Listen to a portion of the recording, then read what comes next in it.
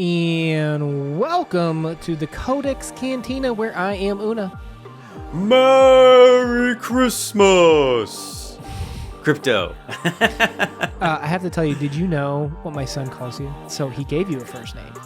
Oh, cool. I got this new equipment, so he's been helping me do audio check, and he'll literally just say, audio check, welcome to the CodeX Cantina, like over and over again.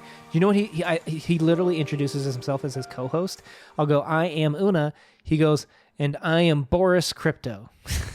Oh, like boring? Oh. No, I think Boris like Russian because we've been doing all the Russian stories. Does he think I'm Russian? I don't know. I just laughed when he did it. I am Boris Crypto. Well, we've been talking a lot because my wife was interested in how we were doing all these Russian stories. She got into kind of some international cooking as well. So we did everything from like pernishkis to these Italian cookies to lots of different types of gingerbread and like I keep wanting to say far from pooping, but I think it's like Pfeffernussen or something like that. It makes you constipated. You know, you eat enough of these cookies, that's what can happen. But we've been doing a lot of international talk here, which is where I think you picked it up from. Awesome. Oh, that's funny. It's cute. I'll forgive him since he's adorable. Now, for our game of the month, Crypto, I know nothing about it. Did you prepare one? I have a Christmas movie trivia game for you. Okay. All right. Let's do it. So first thing is, if you don't know the movie, then let's just skip it because that won't be fun. But if you've seen the movie, I'll ask the question, give you the options, you tell me what you think, okay? Let's do it. All right. So have you seen The Polar Express? Yes. All right. So The Polar Express was a huge movie starring Tom Hanks. How many characters did Hanks play in the movie? 13. 12. I'm going to give you options. Oh, okay. Jeez. 12, 3, or 6. 12. He played 6. Really? That's it? Gosh. Yep. It felt really irritating. Felt like 12. All right. Have you seen Elf? Of course I've seen Elf. All right. So Will Ferrell wins our hearts with Elf. He plays Buddy the Elf, and he finds his father in New York City. Which building does his dad work at? Empire State Building, Statue of Liberty, or Bloomingdale's? Can I go with Empire State Building? Ding, ding, ding, ding. You are correct. Yes. All right. Have you seen The Grinch Stole Christmas starring Jim Carrey? Yeah, I think I've seen it once. What is the name of his dog? Max. It's Max. Milo. Next question. Okay, Max it is. Controversial Christmas movie. A teenager gets more than he bargains for when he gets a cute little critter named Gizmo. You've seen Gremlins, right? Yes, I have. So the question is, which Disney film do the furry critters end up watching at the movie theater in the end of the movie? Sleeping Beauty, Snow White, Fantasia. Oh, it's either Sleeping Beauty or Snow White. Okay. So Snow White then. Snow White. All right. Okay. A controversial Christmas movie. Fight us. Have you seen Die Hard? I have. What does Detective John McClane write on the sweater of the dead henchman and send to Hans Gruber? Yippee-ki-yay, MF. Welcome to the party, pal. Now I have a machine gun, ho, ho, ho. I'm going to go with the machine gun, ho, ho, ho. Ding, ding, ding, ding, ding. Very good. Have you seen the not-so-famous Home Alone? What's the not-so-famous, like the fourth one? No, I'm just saying, have you seen Home Alone? Oh, yeah, of course I've seen Home Alone. Come on. Yeah, it's the most, I think, successful Christmas movie ever. Which city did his family visit when leaving Kevin behind? Paris. Next question. No, I guess that's it. You said that's it. Ding, ding, ding. Good job. Excellent. All right. Well, Merry Christmas and Happy Holidays to you out there. If you've been following along with our very Russian Christmas, this has been a very fun Christmas adventure. Before we get into that, we need to select one story. And as a reminder, you can do the short stories, books, novellas. You can do the manga if you ever actually read one. And that will be our pick of the month that we would recommend to our followers here. Ready? What are you going to choose? They're going to be very surprised. Novel by Jim Butcher, Battleground. I think I know one person right now that gasps, and her name is Leslie from the Nerdy Narrative, because she was so anxious to see what your view was after you poopied on the first one. So you went from poopy to putting the poop on the pedestal is what you did. I covered the turd in gold. There, Jim Butcher did. All right, for my pick of the month, I'm looking at these. Where'd you go? I'm gonna go with Night Before Christmas. I'm gonna go with Vanka. Or the Vanka by Chekhov. Whoa. Yeah, it was either that or Full Metal Alchemist. I felt like I was trying to figure out what kind of mood I was in. Yeah. Left field Vanka. I mean, I know you liked it, but wow, compared to the Dostoevsky's, wow. Yeah, that's one of my favorite. That's my favorite Chekhov story of all time. It's okay. I don't know if it's one of my favorite short stories of all time. I don't know if it would make top 10, but it's up there. Okay, man. All right, fair. So for our rating system, Vanna White me. Top of the line. I'm ready, Vanna. I'm ready. Or Una. I'm Crypto. Oh, my Lord. All right, top of the line, we've got Collect It, which is the go out, spend some money, get some signed editions if you can. It's going to be important to you and your life. Next up, Buy It. This is the category of paperback, hardback, Kindle, whatever you need to do, go spend some money and get that in your eyeballs as soon as possible. Backlog it. Put it on. What? Put it on your Amazon wish list. Hey, you're here for looks. I'm sorry, Pat Sajak. Okay. All right, backlog it. This is the get it from the library. May not be worth it, so make sure you don't spend a lot of money or effort into this one. Is our recommendation for the general audience member. Next up, we have Skip It. Second from the bottom. There's probably some reasons why we think this probably won't be for most people. Make sure you do your research before purchasing it. There's a book out there for everyone, and that one person may like this trash it category. This is the idea that there's probably some problems with this book. Do a little bit of research before investing any time or effort into this one. All right, first up, we have novels. Let's start it off with Battlegrounds. I want to hear how the poop went from the toilet onto the pedestal. So, I loved this book. I was thinking about it. I've been contemplating. Is it my favorite one of all of them? Does it beat Summer Night? And I'm gonna go out. I'm gonna say it right now. It does. I think it's my favorite book in the series. So I went from my least favorite book in the series with Peace Talks to my favorite book in the series with Battleground. And I think that's because it is a much better, well-written book. I feel like it was Jim Butcher back in true form. Stuff actually happens. There's resolution. There is some low points. There's high points. There's purpose to this book. Yeah, I mean, some people aren't going to like it because things happen. But if nothing ever happens or changes, then how can Harry grow as a character? And anytime something, bad or good has happened in his life, he's grown as a character. And I feel like we have the most growth of his character in the whole series up to this point. It's really setting the stage. I feel like it finally delivered on the idea that Peace Talk and Battleground was supposed to be one book. And this was the climax, the finish to it. I felt like this was Butcher and the other one was his editor writing it. I can't give enough praise for this one. You know what I want to do? I want to do like a live video chat with you and Leslie and just see the two of you duke it out, because she hated this. Like, she feels betrayed by this book. I would love to see the two of you duke it out on this. Yeah, we'd have to have a spoiler-filled video for that. And, if you've read the book, then you probably know why she hated it. If you've read the book, then you know why I was able to get past that and why I felt that it added more to the book, the series, and Dresden as an individual. So I thought it was some of the best character development and pushing the plot forward. Awesome battle scene after awesome battle scene after awesome battle scene. And some of the best, most heartfelt written written scenes in all of the books, 16 books now. Wow, just he nailed the end of this. I couldn't believe it. I was blown away after how horrible Peace Talks was. So Crypto, queen of the peak ratings, is telling you that there was a very high peak in this one, therefore the book was very good. But there's the lowest of the lows too. Lowest of the lows too, though. But you're a peak rater, whatever the peak is. I'm a peak rater. That's what you rate it. All right. I do. Wolves of the Calla or Kaya by Stephen King. I'm going to guess that you said buy it? You didn't guess what I said for Battlegrounds. Battleground. No, you said collect it. Come on. Oh, okay. Anyone who puts poop on a pedestal is going to rate it a collect it. All right. Wolves of the Calla, buy it.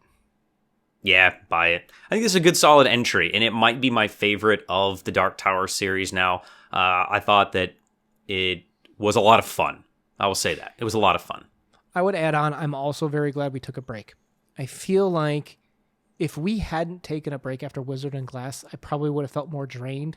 Going into this with energy, going into this with the mentality of almost like Ready Player One, like a lot of nostalgia references, it was just a lot of fun. I had a good time with this. Was there a lot of literary value in here? No. This is probably one of the lower of these books. This is probably one of the lower on the literary value scale, but it was definitely just like a fun, nostalgic ride for me. But if you're already on the Dark Tower path, this is one that it might buck some people. The surrealism might be a little bit too much for them to take. So you said buy it? Yeah, I said buy it. Okay, all right, cool. Up next is my solo effort, Why This World, a biography by Clarice Lispector, and I always do that where I forget to bring collect the book it so I can where I can hold it up or whatever. I'm gonna go with a backlog it for this one. What? Ben Moser, he had such a daunting task in front of him to collect information about this mysterious woman who would never answer any questions straight. Is very associative in her thinking. Probably, first of all, clapping ovation for the effort that he put into this, and I appreciate him bringing her to the literature world. With that said, there were some parts where his writing kind of questioned, like, why he kept doing periodic statements over and over again, in the beginning at least. I think, Brian from Bookish had a recently good chat on this about with biographies of when you're a biography, when do you insert yourself into the story? And it better be for a good reason when you do insert yourself and offer your opinion. And he does do, honestly, a good job of just reflecting facts and kind of talking about some criticisms of the stories. Part of my issues was he wasn't, I feel like, soft enough. I appreciate, which is a subjective opinion, a little bit more humility in offering the criticisms. And I felt like he was very there was times where he took stabs. He definitely took jabs of, if you don't think this way, you're wrong. And I think that's just a little short-sighted from a biography standpoint. All right. Backlog it. All right. Fair enough, next, I think. Yep. So up next we have Manga, along with Books with V. Miss Richardson reads, Leslie. They've been reading Full Metal Alchemist with me, this is a story about two little boys who made a very poor decision and now must live their entire lives with the consequences in this world governed by alchemy. So the idea of equivalent exchange. To get something, you must give up something of equal value, and you can't just get something from nothing. And it's a lesson that permeates the boys, it permeates the themes and lessons, and it permeates the story arcs throughout this whole piece. Now, is this the original one that you're reading? What do you mean by original? This is an original story, yeah. Yeah, like the one from like the 80s or 90s or whatever? I don't know. Oh, you might be thinking of Full Metal Panic. This is Full Metal Alchemist. Isn't that one little boy a robot? I think you're thinking of Full Metal Panic. Full Metal Alchemist, there's one of the little boys is he's in a suit of armor, but this isn't from the 80s. Okay. I thought it was a lot older than that. I thought I remember like reading a little bit of this as a kid. No, the first one came out in 2001, so I think you're unless you 21. So that's a little kid, big kid. What? All right, what am I going to rate it? Well, you're not done, and you love the manga. I want to say buy it. Yeah, I think buy it's a solid pick for this one. I will give this warning just because our viewers are much different, I feel like, from all the other people's viewers that we've been talking about. We have a lot of overlap, but there's some differences in... There's a lot of plot in this, and it did wear on me. So it's worth pointing out that I've actually had to drop the anime 3 times, I think, in my attempts. And I never was like, well, this is terrible, I want to stop. But obviously something was pulling me away. And I think I realized as I was going through it this time that, like, it starts out with some character development. You learn a little bit about their, philosophies and their histories and theories on religions. And then that just stops. And it's just like issue after issue after issue of just plot. And when this character needs to go this to this other location, it's so convenient that there's like this perfect reason for them to have to go to this exact location. Very heavy-handed in the plodding along aspect of things too. But it's like super fun, and I think most people would enjoy it. But for those of you that are real character-based, this ain't it, in my opinion. The characters are fun and entertaining. Name something in between issues 10 and the ending where we learn something new about the characters. You really don't. The main characters, at least. Sounds like an interesting take on it. I could have swore I've read it, though. Or at least I've seen it. Maybe it was the cartoon. Is there a cartoon? Anime? Yeah, but it came out like in the 2000s. Like, you weren't a little kid then. My wife would argue that I still am. Okay. My mother definitely would. yeah. Let's move into short stories. Now, this was the month of A Very Foreign Christmas, our first Very Foreign Christmas with Christy Lewis, Dostoevsky in space.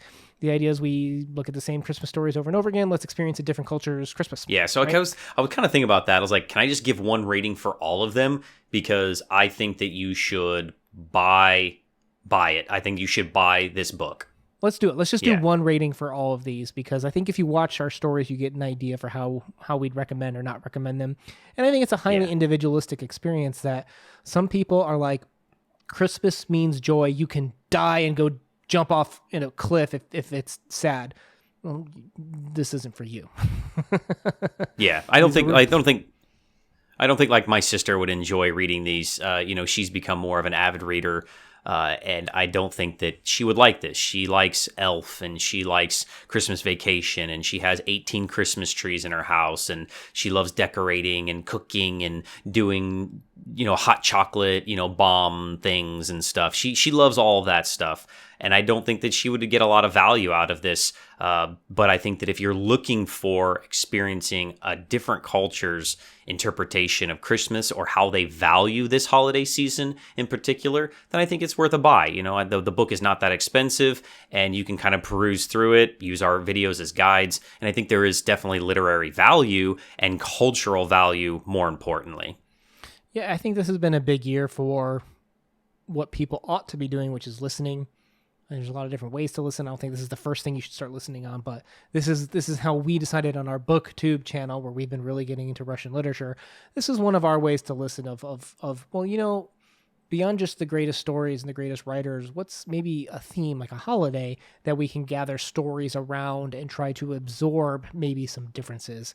So I would venture to say buy it as well for me overall.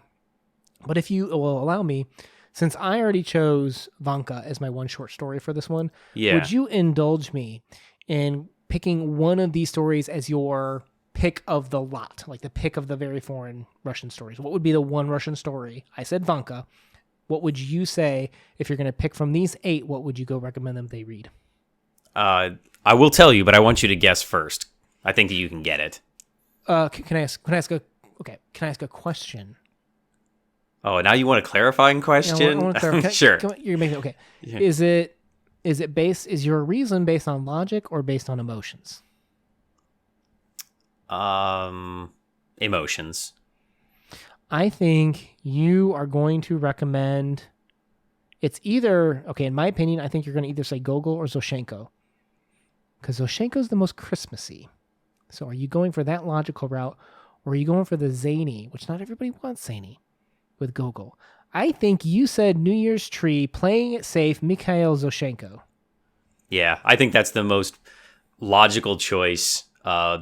Emotionally, I think that it's going to connect with people. So, I mean, it is the logical choice, but it's also the emotional choice as well. That's how I kind of viewed it as, all right, if it's Christmas adjacent, so to speak, where somebody that has never learned anything about Christmas culture outside of watching American movies, Hallmark movies, growing up in an American culture of what the tree and the presents and Santa Claus and what Coke tells you Santa Claus looks like, this can be something that can be an entrance level, different foreign culture's view on Christmas. So I will play it safe, and I think that that's one that is a starting point. So if you buy the book, start with that story.